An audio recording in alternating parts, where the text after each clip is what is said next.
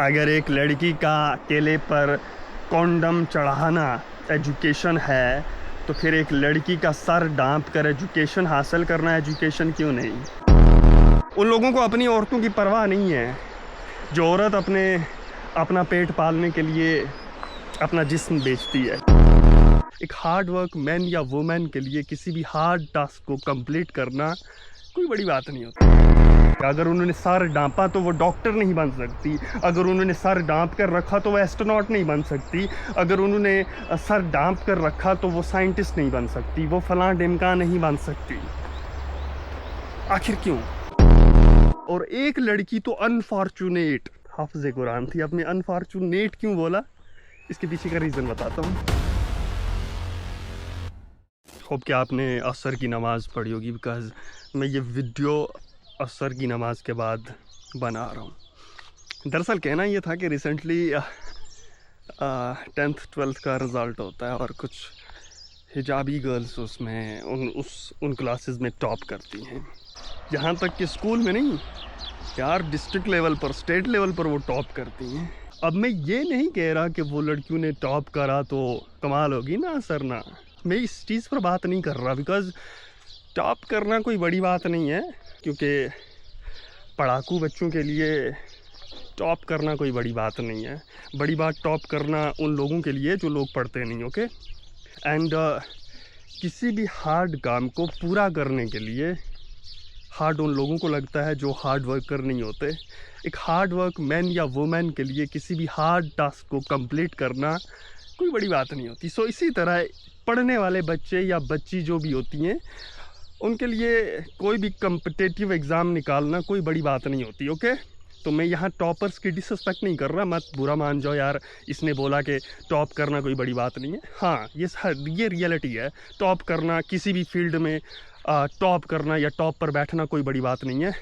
एक मिलियनेयर को अगर आप बोलोगे मिलियन के साथ मिलियन जोड़ो तो उसके लिए कोई बड़ी बात नहीं है। बड़ी बात पता है किन लोगों के लिए होगी? 1 मिलियन को कंप्लीट करना, 1 मिलियन सब्सक्राइबर हो या फिर $1 मिलियन हो, उस चीज़ को कंप्लीट करना हार्ड उन लोगों के लिए है जो मिलियनेयर नहीं है, जिनको बिज़नेस के बारे में कुछ नहीं पता। ओके, तो ये एग्जांपल हो सकता है कि आपको समझ में आए।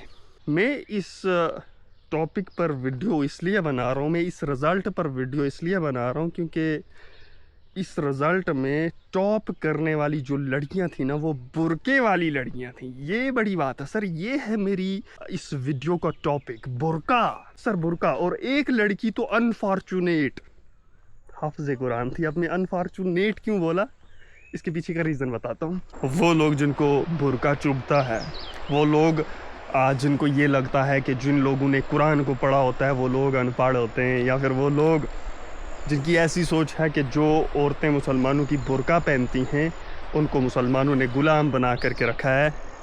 उनकी जानकारी के लिए मैं आपको बता दूं कि उन्हें इस चीज़ की तो बड़ी परवाह है कि एक मुसलमान औरत ने बुर्का पहना हुआ है, उसको मुसलमान मर्द दबा रहे हैं, उसे सलेब बना करके रखा जा रहा है घर में। उन लोगों को जिनकी खुद की बच्चियाँ पेट पालने के लिए जिस्म बेचती हैं, जिनकी खुद की बच्चियाँ ड्रग एडिक्ट हैं, जिनकी खुद की बच्चियाँ लिविंग रिलेशनशिप में रहने के बाद हराम के बच्चे पैदा कर रही हैं और उनको पाल भी रही हैं, उनको उन औरतों की परवाह नहीं है। हाली की परवाह उन लोगों को भी नहीं है इस चीज़ की कि मुसलमानों की औरतें क्या कर रही हैं क्या नहीं।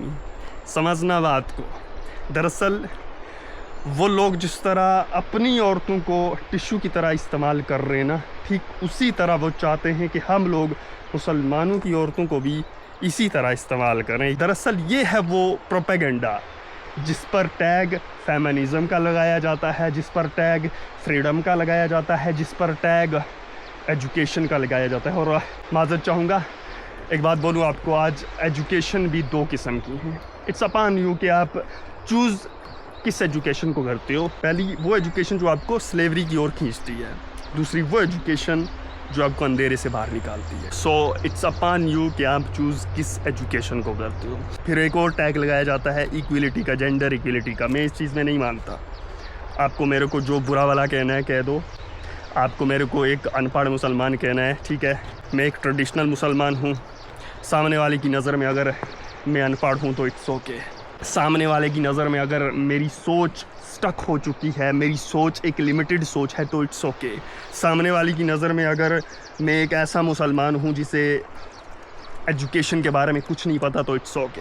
क्योंकि मैं इसलिए नहीं पैदा हुआ हूँ कि मैं खुद को हमेशा प्रूव करता हूँ। सामने वाला जो समझता है समझता रहे। मैं इलिटरेट मुसलमान हूँ, मैं ट्रेडिशनल मुसलमान हूँ। मैं क्यों बोलता हूँ ऐसा? क्योंकि मैं जेंडर इक्वलिटी को नहीं मानता। सो रील्स पर नाचने वाली इंडिपेंडेंट लड़कियाँ इस वीडियो से दूर रहें।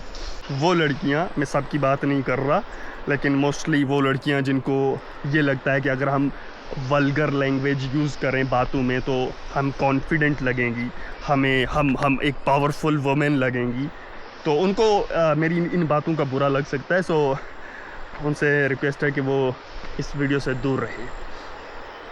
अब मैं जेंडर इक्वलिटी में क्यों नहीं मानता, इसके पीछे के कुछ रीजंस बताता हूँ एग्जांपल के तौर पर। फॉर एग्जांपल के तौर पर 2 कंट्रीज़ हैं और दोनों का आपस में वार चल रहा है। एक कंट्री का जो मिलिट्री फोर्सेस है वो फीमेल है, दूसरी कंट्री का जो मिलिट्री है वो मेल है। अब ईमानदारी से बोलें, मैंने पहले ही कहा ना कि वो लड़कियां जो रील्स पर इंडिपेंडेंट पावरफुल वुमेन फलां ढिमका बनने की कोशिश करती हैं, वो इस वीडियो से दूर रहें। अब ईमानदारी से जवाब दें मेरे को कि रिज़ल्ट क्या होगा कि एक मुल्क की फ़ीमेल आर्मी और एक मुल्क की मेल आर्मी जब वार में आपस में टकराएगी तो रिज़ल्ट क्या होगा। दूसरा रीज़न एग्जांपल के तौर पर मैं ये बताता हूँ मैं जेंडर इक्वलिटी को क्यों नहीं मानता। क्योंकि मैं अपनी माँ बहन की बड़ी इज़्ज़त करता हूँ।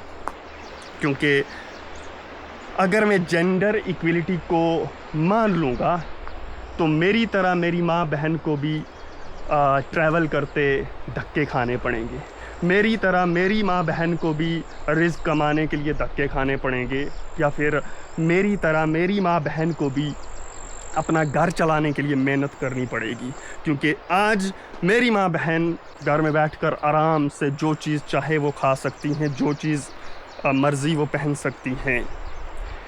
यही रीज़न है मैं जेंडर इक्वलिटी में नहीं मानता। अब कुछ लोग मेरे को ज्ञान देंगे, yes I am traditional Muslim, yes I am illiterate Muslim, और तुम्हारे में लिटरेट मुस्लिम हूँ या इलिटरेट मुस्लिम हूँ ये डिक्लेयर करने से मेरे को कोई फ़र्क नहीं पड़ता। ओके, आप मेरी तारीफ़ें करो या मेरे को बुरा भला कहो, it doesn't matter to me. तो मैं पॉइंट पर आता हूँ। सो वो बच्चियाँ जिनके बारे में मैं ये वीडियो बना रहा हूँ, जिन्होंने बुर्का पहन करके टॉप करा, उन बच्चियों को पढ़ने से किसने रोका? उन लड़कियों को बुर्का पहनने पर मजबूर किसने करा? आखिर क्यों एक बच्ची सर डांप करके एजुकेशन हासिल नहीं कर सकती? आखिर क्यों ये दुनिया, सवाल है मेरे कि जो बच्चियां कॉलेज यूनिवर्सिटी या फलां ढिमका अगर उनको एस्ट्रोनॉट बनना है, रिसर्चर बनना है, साइंटिस्ट बनना है, फलां ढिमका बनना है, तो उनको वो बनने के लिए अपना सर नंगा करना पड़ेगा। अगर उन्होंने सर डांपा तो वो डॉक्टर नहीं बन सकती, अगर उन्होंने सर डांप कर रखा तो वो एस्ट्रोनॉट नहीं बन सकती, अगर उन्होंने सर डांप कर रखा तो वो साइंटिस्ट नहीं बन सकती, वो फलां ढिमका नहीं बन सकती। आखिर क्यों?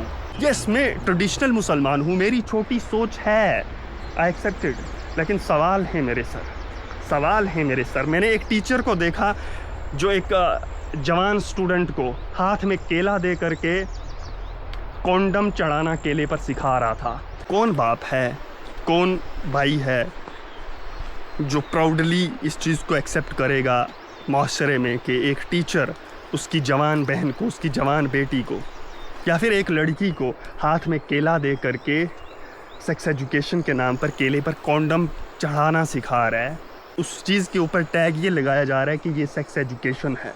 अगर आप इस चीज़ को एक्सेप्टेबल समझ रहे हो या समझते हो या एक्सेप्ट कर रहे हो तो भाई मुबारक हो आपको, आप दुनिया में आगे बढ़ चुके हो, आप बहुत एडवांस हो सर। सो इसीलिए सर मेरा सवाल है सर, अगर एक लड़की का केले पर कॉन्डम चढ़ाना एजुकेशन है तो फिर एक लड़की का सर डांप कर एजुकेशन हासिल करना एजुकेशन क्यों नहीं?